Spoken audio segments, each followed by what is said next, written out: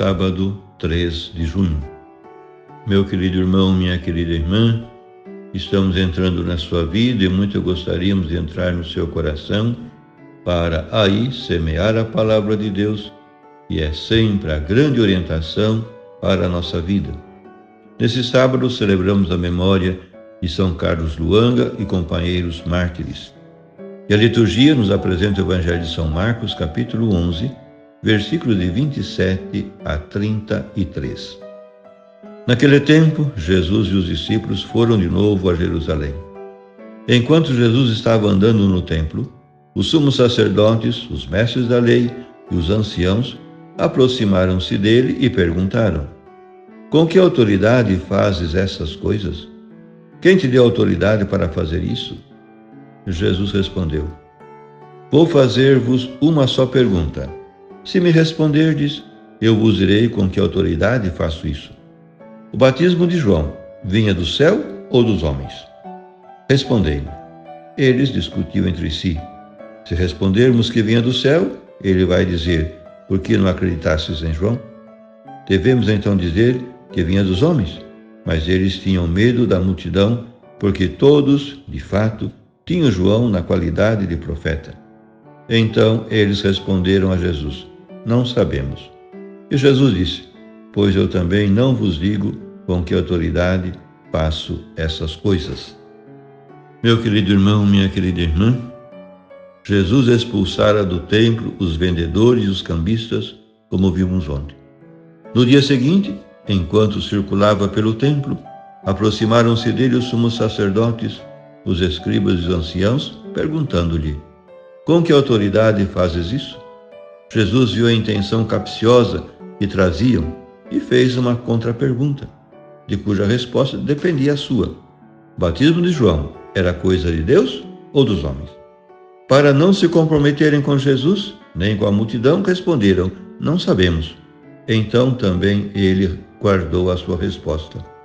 A cena também é referida pelo evangelista Mateus.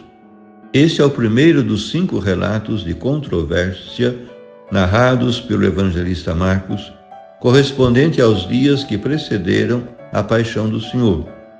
Vai se acentuando a ruptura entre Jesus e os chefes da religião oficial, que conduzirá ao seu processo condenatório. Cristo amava o diálogo, mas também a sinceridade. E quando o seu interlocutor procedia com fingimento, como é o caso de hoje, não respondia. Também não o fez diante do tribunal de Caifás, nem diante de Herodes, nem diante de Pilatos. Assim defendeu a sua dignidade com o silêncio. Do mesmo modo, procurou uma saída inteligente para a questão do tributo a César ou para a pergunta dos inquisidores da mulher adúltera. Ao reino de Deus, acede-se somente pelo caminho da verdade e da sinceridade, que conduzem à fé. Por isso, os responsáveis judeus ficaram fora do reino. Em repetidas ocasiões, especialmente na conclusão dos discursos de Jesus, os evangelistas constatam que a multidão gostava dele e ficava espantada com os seus ensinamentos e o modo de os expor, porque falava com autoridade e não como os seus escribas, que repetiam fórmulas feitas e tradições complicadas e envelhecidas.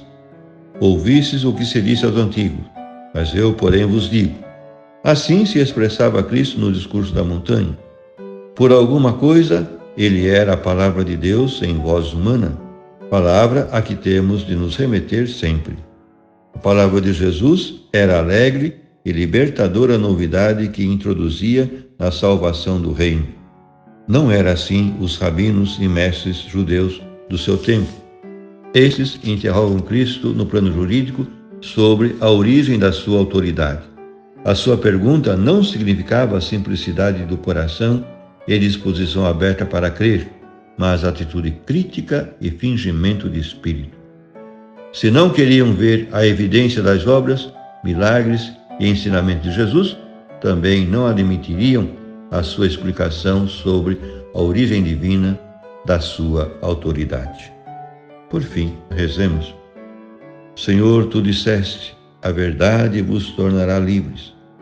Tu ensinas os teus caminhos aos humildes e simples, porque queres reinar em corações nobres e generosos. Nós, porém, julgamo-nos autossuficientes. Pensamos ter a verdade. Assim bloqueamos as tuas perguntas. Pior ainda, passamos o tempo interrogando Deus como se fôssemos o eixo de rotação do mundo. E quando tu nos colocas a pergunta radical da fé, inibimos-nos por covardia e por egoísmo. Contudo, precisamos de ti, Senhor. Vem em nossa ajuda em cada opção, grande ou pequena, para que sejamos dóceis e fiéis à tua palavra, hoje e sempre. Amém. E a você, meu querido irmão, minha querida irmã, que me acompanhou neste encontro com a palavra de Deus, desça sobre ti a bênção de Deus Todo-Poderoso, Pai e Filho e Espírito Santo. Amém.